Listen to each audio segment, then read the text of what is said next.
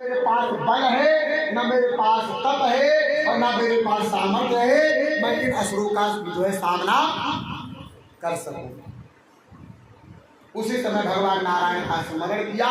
जैसे मधु और कैटभ मारने के लिए उद्यत हुए, वैसे भगवान नारायण प्रकट होकर के उनसे युद्ध करने लगे। पंचवस्त्र सहस्त्राणी 5000 वर्षों तक जो है मधु और कैटभ से राक्षस से युद्ध करते रहे। इन 5000 वर्षों में भगवान देखे तो कोई को है, ये कितने हैं और मैं हूं अकेला। बोले काम पर तुम बेईमानी कर रहे हो।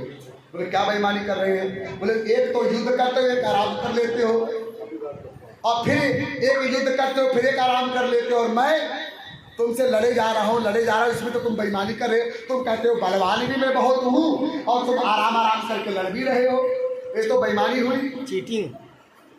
बोल भोलेनाथ बाबा की हर हर।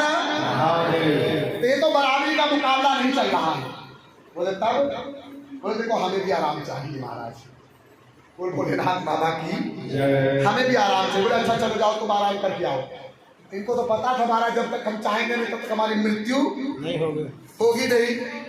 और विष्णु भगवान बोले कि एक बार इनसे छूटो तो सही, कुछ उपाय ढूंढूं। फिर अभी लड़ रहा हो तो बुद्धि लड़ नहीं पा रही है महाराज। वो ठाकुर बाबा की, क्योंकि जब शरीर लड़ता है तो बुद्धि नहीं लड़ती, और जब बुद्धि लड़ती है तो शरीर नहीं लड़ता। दो में एक ही लड़ाई होती है महाराज, या तो बुद्धि लड़ा लो या तो शरीर को लड़ा लो। क्योंकि जब गुस्सा आता है बुद्धि सीताराम, जब शरीर का बल उपयोग किया तो जान लो दिमाग की बुद्धि गई।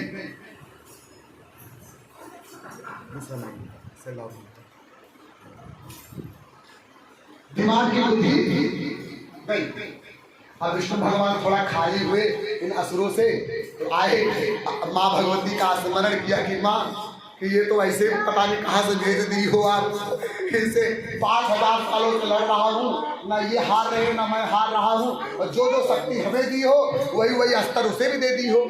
हम फरसा मार रहे तो फरसा मार रहा है, हम गदा फेंक रहे तो भी गदा फेंक रहा है। अब बताओ जब तुम उसके बराबर ही हमें लड़ाओगी तो फिर फायदा क्या हुआ हम लोगों का?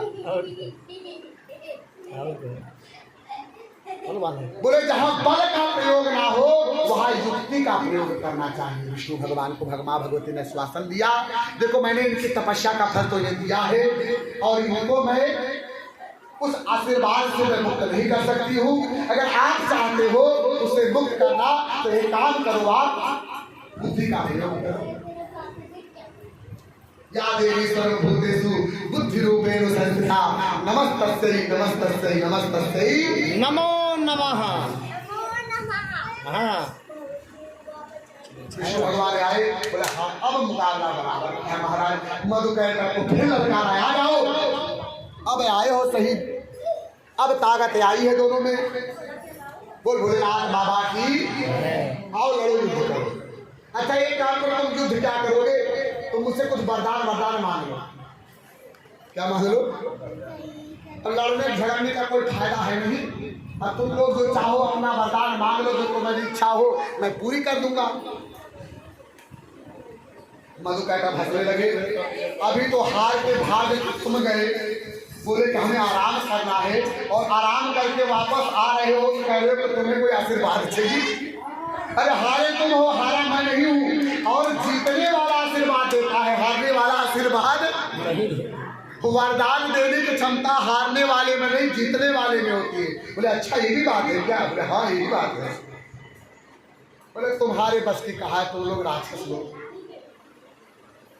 तुम्हारे बस की कहा है किसी को वरदान देना। अरे हमें आजमा के देखो, तुम्हारे से 1 इंच कम निकले तो बताना, तुम्हारे से 1 इंच कम निकले तो बताना, और जो तुम वरदान दे सकते हो उससे 4 गुना वरदान हम दे सकते हैं, हम दे सकते हैं तुम्हें। बोले पहले कसम खाओ। क्या करो? कसम खाओ। बोले किसका कसम खिलाओ? बोले जिसने तुम्हें शक्ति दी है उसका कसम खाओ। बोल भोलेनाथ बाबा की, किसकी कसम खाओ? जिसने तुम्हें शक्ति दी है उनका कसम खाओ। जीवन में याद रखो आपकी शक्ति तब कम हो जाती जानते थे अगर ये अपने वचन से भटके तब भी इनकी शक्ति कम हो जाएगी, और अगर वचन मान लिए तब भी तो इनका मैं कल्याण कर ही दूंगा महाराज। बोल भोलेनाथ बाबा की। अब नारायण भगवान ने ऐसी युक्ति लगा ली कि अब इनको बाहर निकलना, भाई कसम नहीं पूरा करेंगे तो इनकी शक्ति कम होगी, और कसम अगर इन्होंने संकल्प मान लिया इन्होंने तो तब भी इनकी हार होगी। तो वही किया महाराज, और एक काम करो, तुम दोनों मेरे हाथों से मारे जाओ, तुम दोनों मेरे हाथों से। मधु कैटव आश्चर्य पड़ गए महाराज, क्या मान लिया विष्णु ने तो वरदान ना तो झूठा, और वरदान दे दिया तो झूठा महाराज है कि नहीं, फिर भी हमारा जाना निश्चित है। अब करे तो क्या करे। उन्होंने कहा कि जाओ तथास्तु, लेकिन एक शर्त है हमें मारने का, क्या कि जहां जल ना हो वहीं पर हमारी मृत्यु हो। भगवान विष्णु ने अपनी जंघा को इतना फैलाया कि पृथ्वी दिखाई नहीं दी, और तब उन्होंने अब उसके ऊपर अपना सर रखा, और सर रखने के बाद मधु और कैटव नामक राक्षस का संहार किया है। मधु कैटव के संहार होने से जो उनका शरीर था उसी से मिट्टी का निर्माण हुआ। इसका निर्माण हुआ जो पृथ्वी है, पृथ्वी माता के ऊपर जो मृदा देखते हो आप लगी हुई है, ये मधु और कैटव नामक राक्षस के शरीर से मरने के बाद जो उसका पार्थिव स्वरूप था उसके कारण बना। इसलिए पृथ्वी का नाम मेघवी भी है। क्या नाम है पृथ्वी का नाम? इसलिए पृथ्वी का जो मिट्टी होता है वो अभक्ष होता है, अपवित्र होता है। मिट्टी कैसी होती है?